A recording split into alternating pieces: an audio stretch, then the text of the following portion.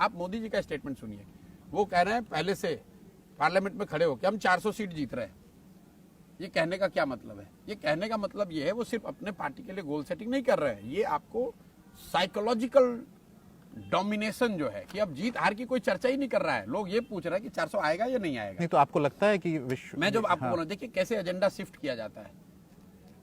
पहले ये हो रही थी बीजेपी जीतेगी नहीं जीतेगी, 272 आएगा नहीं आएगा। उन्होंने जैसे 400 कहा, 370 कहा, तो अब लोग सवाल ही ये पूछ रहे हैं कि 370 आएगा कि नहीं आएगा।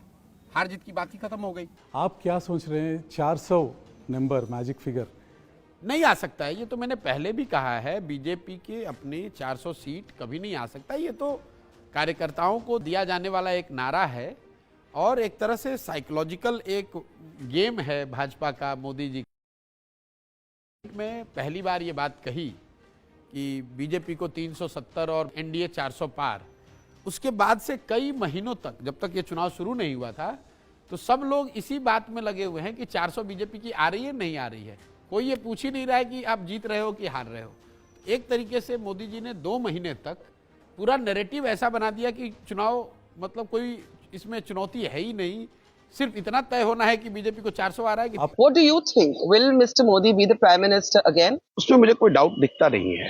आप जो सबसे कंजर्वेटिव एस्टिमेट्स आ रहे हैं आप उनको सुन लीजिए। योगेंद्र भाई ने एक वीडियो डाला कुछ दिन पहले, मेरे मित्र हैं, और उनके एस्टिमेट को ही मान लीजिए कि योगेंद्र भाई जो कह रहे हैं भैया वही सही है। 80 सीट डाउन। तो भी वो बता रहे हैं कि एनडीए को 268 सीट आएगा, 268। इतना प्रिसाइज तो कोई एस्टिमेट कर नहीं सकता है, लेकिन एक अनुमान उन्होंने बताया कि एनडीए को 268 सीट आ रहा है। तो भाई देश में संवैधानिक प्रोविजन जो है उसमें सरकार बनाने के लिए तो 272 ही चाहिए। अब देखिए ये माइंडसेट का, बेसलाइन का कितना असर होता है। अगर मोदी जी को 268 2014 में आता तो लोगों ने कहा भाई देश में मोदी की आंधी है। आज अगर 268 योगेंद्र यादव जी बता रहे हैं तो वो कह रहे हैं भाई मोदी बिल्कुल खत्म हो गया। ये तो आपने बेसलाइन एडजस्ट कर दिया ना, और ये बेसलाइन आपने नहीं एडजस्ट किया, ये मोदी जी ने चालाकी से आपको एडजस्ट करा दिया। पार्लियामेंट में खड़े होकर ये कह दिया कि इस बार 400 पार। तो लोग एक तरीके से भूल गए कि भाई देश में सरकार बनाने के लिए 272 चाहिए, 400 नहीं चाहिए।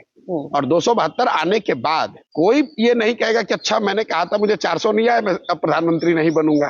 तो ये तो एक तरीके से बीजेपी ने नैरेटिव सेट कर दिया और सारे लोग यही सवाल कर रहे हैं, यही आकलन कर रहे हैं, इसी पर टीका टिप्पणी कर रहे हैं कि बीजेपी के 400 आएंगे कि नहीं आएंगे। एंड आई लाफ एंड से कि भाई आप कह रहे हो कि आप बीजेपी के विरोध में हो, आप तो बीजेपी का ही प्रोपेगेंडा बढ़ा रहे हो। आपको तो ये पूछना चाहिए कि बीजेपी की सरकार आएगी कि नहीं।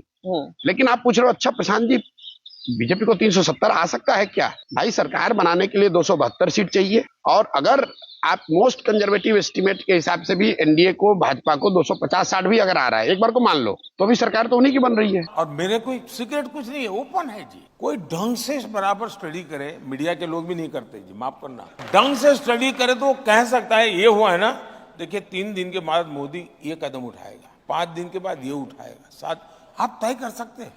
लेकिन आपको तैयारी नहीं, क्योंकि आपने एक बनी बनाई परसेप्शन में जीना चाहते हो, उसी को फैलाओ और उसके अनुकूल कुछ एनेक्डोट मिल जाए तो ढूंढते रहते हो। इसके कारण सारे के सारे लोग फेल हो जाते हैं।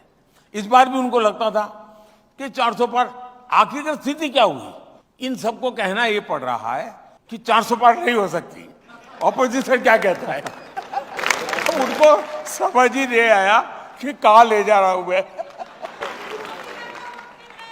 3 चरण के बाद किसी ने उनको कहा कि आप पूरा कैंपेन ये लड़ रहे हो कि मोदी 400 पार जाएगा कि नहीं जाएगा।